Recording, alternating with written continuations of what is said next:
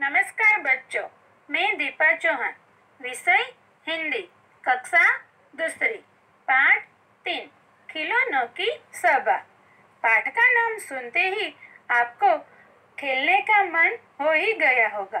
तो पहले हम यह विषय पर बात करेंगे। बच्चों, आपको पता ही है कि खेल दो प्रकार के होते हैं। एक तो घर के बाहर खेलने वाले खेल, जैसे कि football, cricket, kho kho, hockey, kabaddi आदि। और दूसरा प्रकार जो है घर के अंदर खेलने वाले खेल, जैसे कि carrom board, ludo, table tennis, puzzle, chess आदि। बच्चों, आप इसमें से कोई कोई खेल ही खेलते होंगे, परंतु ज्यादातर मोबाइल, वीडियो गेम और कंप्यूटर का ही उपयोग करते होंगे। अब यह पाठ का नाम खिलौनों की सभा क्यों रखा गया है, इसे हम सविस्तार से समझेंगे।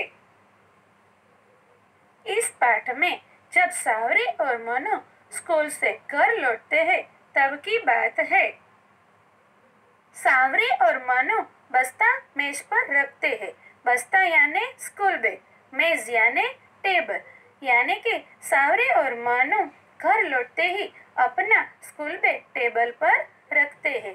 तब सावरी ने माँ को कहा, माँ बहुत भूख लगी है। तब माँ ने भी कहा, खाना तैयार है, जल्दी से कपड़े बदल कर हाथ मुंह धो लो। खाना खाते ही सावरी आश्चर्य से बोली, अरे वाह, राजमा चावल, मेरा मनपसंद खाना। मनपसंद यानी अपनी पसंद का। तो यहाँ सावरी का मनपसंद खाना क्या है? राजमा और चावल। खाना खाकर मनु और सावरी अपने बर्तन रसोई में रख देते हैं। रसोई यानी यहाँ पर रसोई घर यानी कि किचन। फिर सावरी बर्तन को साफ भी कर लेती है। मनु तब तक मेज साफ कर देता है। तो यहाँ आपको समझ में आया कि मनु भी अपना काम खुद करता है और हमें भी अपना काम खुद करना चाहिए। फिर दोनों गृह कार्य करने बैठ जाते हैं। गृह कार्य यानी होमवर्क, घर पर करने वाला काम। जैसे आप भी अपना गृह कार्य समय से कर ही लेते हो, सही ना? अब खिलौनों की बारी। कमरे के एक कोने में खिलौनों की पिटारी रखी है। पिटारी यानी टोकरी, बॉक्स, जिसमें खिलौने भरकर रखे हैं। तो यहाँ कौन कौन से खिलौने रखे हैं? बैट, फुटबॉल, लूडो, पजल, गुड़िया और किताब है। थोड़ी थोड़ी देर में खिलौने पिटारी से मुंह बाहर निकालकर झांकते हैं। झांकते हैं यानी देखते हैं। उस टोकरी में से सबसे पहले एक गुड़िया बोली, अब सावरी और मनु हमारे साथ खेलेंगे। और गृह कार्य पूरा करके दोनों कंप्यूटर पर खेलने लगते हैं और रात का खाना खाकर कुछ देर टेलीविजन देखकर सो जाते हैं।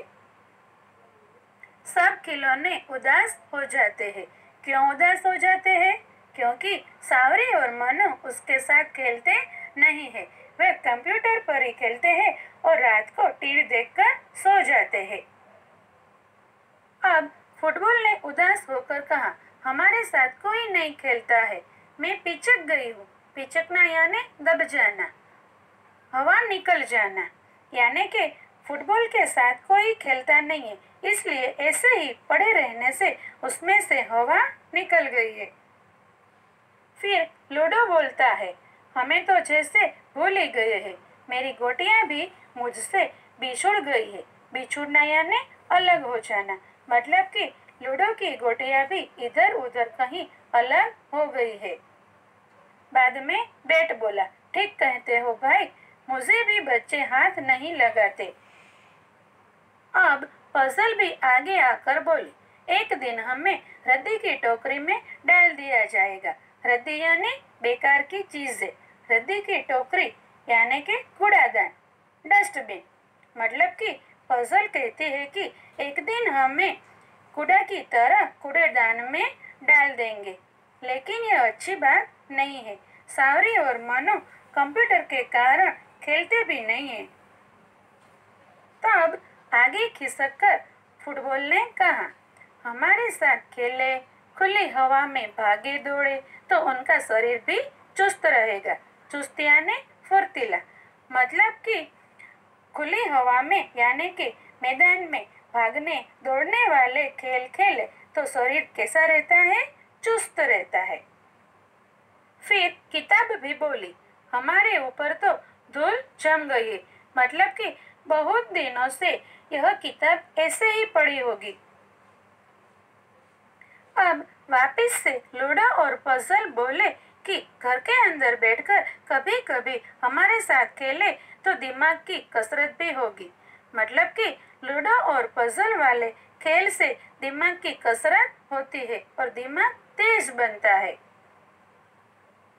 तब टेडी बियर एक कोने में बैठा अपने साथियों की बातें सुन रहा था। फिर बोला, उदास न हो मेरे साथियों, हम दादी माँ के पास चलकर एक सभा करते हैं। सभा यानी मीटिंग। वे ही कुछ उपाय बताएगी। उपाय यानी तरकीब। फिर सब मिलकर दादी माँ के पास जाते हैं और दादी माँ से अपनी अपनी बातें कहते हैं।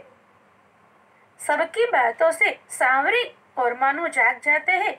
वे जब सब खिलौनों की बातें सुनते हैं तब उनकी समझ में आ जाता है कि ये खिलौने सही कह रहे हैं।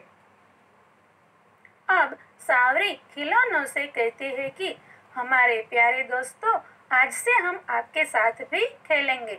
चलो बैट बॉल का मैच हो जाए, बाद में मैं किताब पढ़ूंगी।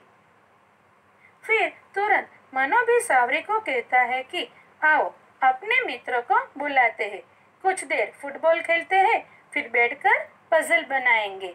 तब मनु पंप से फुटबॉल में हवा भरता है और गीत गाता हुआ आगे चलता है। अंत में सब खुश हो गए। अब सांवरी और मनु समझ गए कि खिलौने के साथ खेलना चाहिए। अब आपको भी समझ में आ ही गया होगा कि खिलौनों के साथ खेलने से खिलौने भी खुश, बच्चे भी खुश और शरीर भी चुस्त रहता है। इस पाठ में से हमें यह सीख मिलती है कि खिलौने, किताबें और पजल के साथ भी समय व्यतीत करना चाहिए, जिससे ज्ञान बढ़ता है और दिमाग की कसरत भी होती है। खुली हवा में भागदौड़ वाले खेल खेलने चाहिए, इससे शरीर स्वस्थ और चुस्त रहता है। कंप्यूटर और मोबाइल का उपयोग आवश्यकता अनुसार जानकारी के लिए सीमित रूप में ही करना चाहिए। अब आशा रखती हूँ कि आप इसे हमेशा याद रखोगे।